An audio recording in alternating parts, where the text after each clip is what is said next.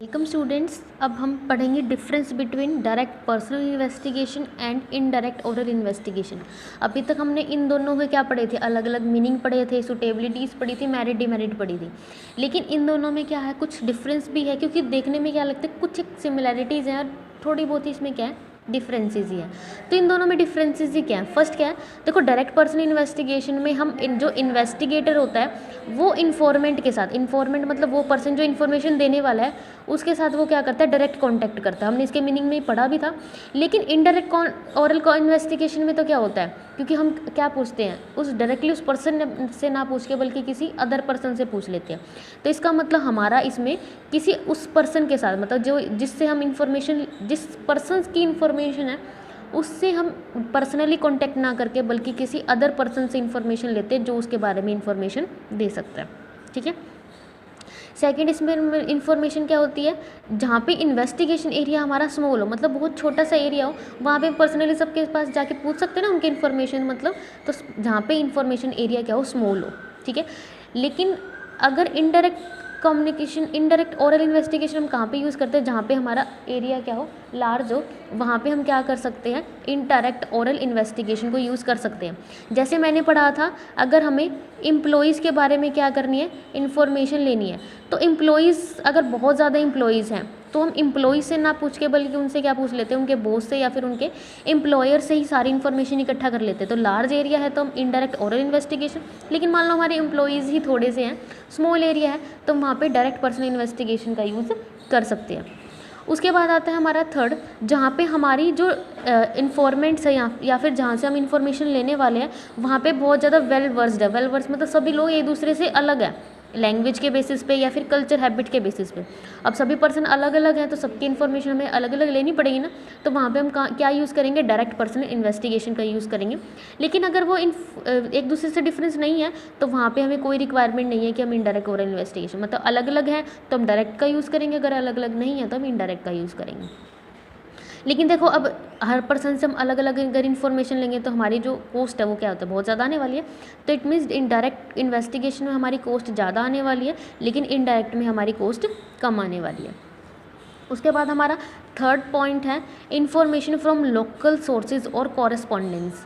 देखो डायरेक्ट और इनडायरेक्ट में क्या ही फ़र्क था कि डायरेक्ट में तो हम पर्सनली उस पर्सन से जाके पूछ रहे थे, इनडायरेक्ट में उस पर्सन से ना पूछ के बल्कि उसके साथ में जो पर्सन थे उनसे पूछ लेते थे। लेकिन इसमें क्या है कि इन्फॉर्मेशन हम किसी लोकल सोर्सेज या फिर कॉरेस्पॉन्डेंस, लोकल सोर्सेज का मतलब क्या है कि हम अलग अलग एरियाज़ में हम क्या कर देते हैं, किसी पर्सन को अपॉइंट कर देते हैं, एक पर्सन को लगा देते हैं। मान लो हम एरिया वाइज ही है, हमने मान लो पूरे शहर को 5 एरियाज़ में डिवाइड कर दिया और उस एक एरिया को एक क्या दे दिया, एक एम्प्लॉई रख दिया या फिर एक पर्सन को अपॉइंट कर दिया। वो पर्सन क्या करेगा उस एरिया में, मतलब जो उसका एरिया दिया गया है उसमें क्या करेगा, वो सारी इन्फॉर्मेशन रखेगा, हर जितनी भी पॉपुलेशन है, जितने भी पर्सन है, हर के बारे में इन्फॉर्मेशन वो कलेक्ट करके रखेगा। तो उसको हम क्या बोलेंगे, इन्फॉर्मेशन फ्रॉम लोकल सोर्सेज। देखो दोबारा से करते हैं। Under this method the investigator appoint local person और कॉरेस्पॉन्डेंस। इसमें क्या करेगा, कोई भी इन्वेस्टिगेटर कोई लोकल पर्सन मतलब जो वहाँ का रहने वाला लोग होंगे उनको क्या करेगा, अलग अलग प्लेसेस पे, मतलब जो जहाँ पे रहते हैं ना उनके प्लेस के अकॉर्डिंग ही क्या करेगा, वहाँ पे अपॉइंट करेगा। क्योंकि जो वहाँ के रहने वाले लोग हैं उनसे क्या पता है, उनके बारे में, अपने एरिया के बारे में नॉलेज भी होगी, पर्सन कैसे हैं, उनके हैबिट्स के बारे में नॉलेज होगी ना, तो उस एरिया के पर्सन, उस एरिया में से किसी एक पर्सन को क्या करेंगे जो उसी एरिया से क्या होगा, लिंक करता होगा, उसे हम क्या कर देंगे, अपॉइंट कर देंगे। और वो उस इन्फॉर्मेशन क्या करेगा, हर वे से, मतलब वन वे या फिर अदर वे, मतलब किसी भी तरीके से वो क्या करेगा, हर टाइप की इन्फॉर्मेशन कलेक्ट करेगा और वो इन्फॉर्मेशन जो इन्वेस्टिगेटर उसको दे देगा। ठीक है।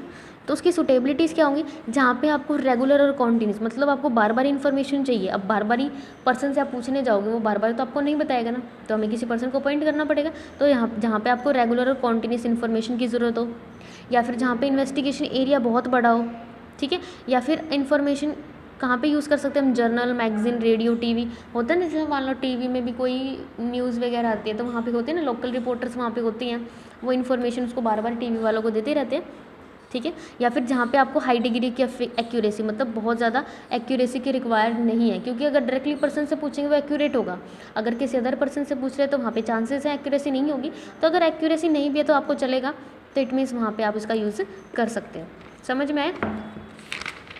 उसके बाद इसकी पढ़ेंगे मेरिट्स क्या होंगी। फर्स्ट क्या है हमारा इकोनॉमिकल। इकोनॉमिकल का मतलब हमारी बचतें होती हैं, इसमें हमारी टाइम कम लगता है, मनी कम लगती है और एफर्ट्स भी हमारी कम यूज़ होती है। उसके बाद आता है वाइड कवरेज। इससे हम क्या कर सकते हैं, ज़्यादा एरिया को कवर कर सकते हैं।